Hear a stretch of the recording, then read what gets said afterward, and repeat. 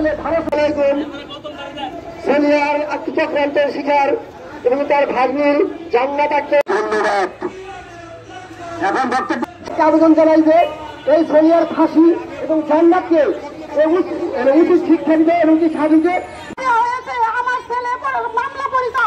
আমি একটা ছেলে সাথে একটা মেয়ের কোনো রুমই নাই মেয়ে নামে কলঙ্ক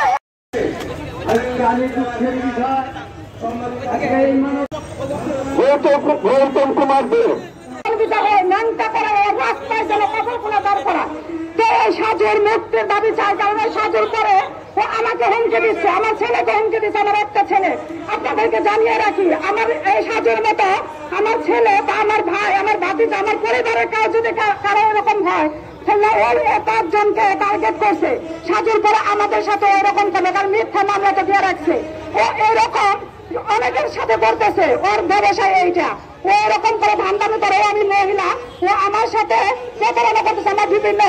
ছবি ফেসবুকে ভাইরাল করে দিয়ে ও ব্ল্যাকমেল করতেছে আমার সম্মান হানি করতেছে সমাজের চোখে আমাকে খারাপ বানাইতেছে সাংবাদিক আলমগীর বাইরে দিয়ে একটা প্রতিবেদন করেছিলাম সে প্রতিবেদন করাতে ও আবার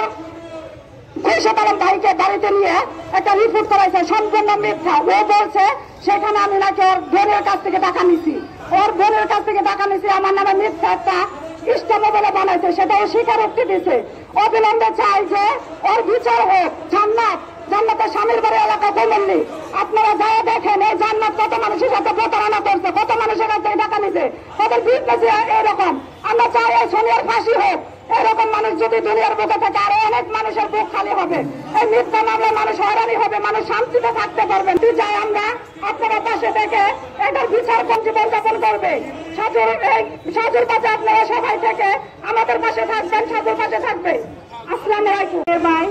ও একজন নিরপরাধ এবং অত্যন্ত ভদ্র একটা ছেলে এই মহিলা সাজুকে মিথ্যা কথা বলে অস্ট্রেলিয়ার নাম করে টাকা নিয়ে সাজুকে ফাঁসাইয়ে ওর জেলখানায় পাঠানোর ব্যবস্থা করছে আমরা এই মহিলার ফাঁসি চাই আর সাজুর অনতিবিলম্বে মুক্তি চাই সাজুর নামে যে মিথ্যা মামলা দেওয়া হয়েছে সেটা প্রত্যাহারের জন্য মাননীয় মহোদয়ের নিকট আমরা আবেদন করতেছি ওর কারণে ওর পুরো পরিবারটা ধ্বংসের মুখে আস ও শুধু ওর না সাজু না আরো অন্যান্য পরিবারকে এইভাবে ধ্বংস করেছে ও মহিলা নামের কলঙ্ক ওর মুখে থু দেওয়া উচিত এই বন্য মহিলার কারণে পুরো মহিলা জাতির বদনাম হচ্ছে আজকে এই মহিলাকে আইনের আওতায় আনা হোক আর সাজুর অনতিবিলম্বে স্বার্থ মুক্তি এবং সোনিয়ার ওকে আমরা আর কি চাই না একবারে ফাঁসি চাই। আমি আশ্চর্য হই যে আজকে শেখ হাসিনা ফ্যাসিস্ট 7 মাস ধরে পলাতক কিন্তু তার দোসররা এই সমাজে ঘুরে বেড়ায় পুলিশ প্রশাসন সেই আসামি এবং এই কেসে যে আয়ো কোনো তদন্ত ছাড়াই রাত্রিবেলায় সাজুকে তার মায়ের বুক থেকে তুলে নিয়ে আসছে। আমাদের দেশে কি এখন আমরা বৈষম্য শিকার হব? আমরা স্বরাষ্ট্র উপদেষ্টা এবং প্রধান উপদেষ্টার দৃষ্টি আকর্ষণ করছি বিগত সরকারের সেই পেটে আত্মা এই সোনিয়া হাজার হাজার মানুষের কাছ থেকে লক্ষ লক্ষ টাকা নিয়েছে বিদেশ যাওয়ার কথা বলে হাজার হাজার মাকে তার সন্তানকে মিথ্যা মামলায় জর্জরিত করে থানা পুলিশ দিয়ে হয়রানি করেছে। আমরা টাঙ্গাইলের এসপি মহোদয়ের কাছে বিশেষভাবে অনুরোধ করছি অতি দ্রুত সাজুকে নিঃশর্ত মুক্তি দেওয়া হোক এবং এই দুর্চরিত্র মহিলা সোনিয়াকে আইনের আওতায় আনা হোক এবং আমার ছেলে এই কেসের ভুক্তভোগী হয়েছে কেন নিরাপদ আমার ছেলে কেন আমার এই কেসে আমার ছেলে মামলা দেওয়া হলো এই মুক্তি চাই এই সোনিয়ার ফাঁসি চাই আমি ছেলেটারে ফিরে ধরছে সিঁড়ি খেয়া আমি নামাজে গেছি আমার ছেলেও আমার সাথে খানা খাইছে খায় না ওর মায়ের অসুখ 3 দিন সব ছেলে মিলে রক্ত দেয় যখন পরিবার চলে ছেলেরা নামাজে যায় খায় না হইয়া উঠছে অসুখ দেয়া পুলিশ দেয়া বিনা দোষে দেয়া ঘরে তৈরি নেয়া জানাই নিছে চ্যালেঞ্জিং অনেক তথ্যগুলো আমরা তুলে নিয়ে আসি। আমি এ ধরনের একটি তথ্য আমি নিয়ে আসছিলাম আমার পাশে যে রোজিনা নামের কিছুক্ষণ আগে যে মেয়েটি বক্তব্য দিলেন যে রোজিনা এবং বাবু মিলে 22 লক্ষ টাকা অস্ট্রেলিয়ার কথা বলে তারে দিয়েছেন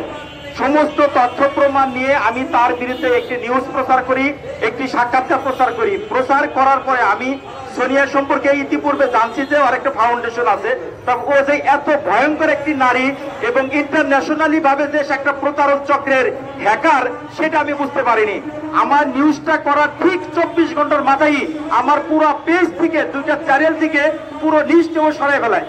আমি তখন মানে অবাক হয়ে গেলাম যে কি ব্যাপার, আমার চ্যানেল, আমার পাসওয়ার্ড ও কিভাবে সরালো। পরবর্তীতে আমি এক্সপার্ট নিয়ে এসে ঘাটাঘাটি করে দেখি যে একটি মেল থেকে সোনিয়ার নামে যতগুলো ভিডিও ছিল, নিউজ ছিল, সমস্ত নিউজও এখান থেকে সরিয়ে দিয়েছে।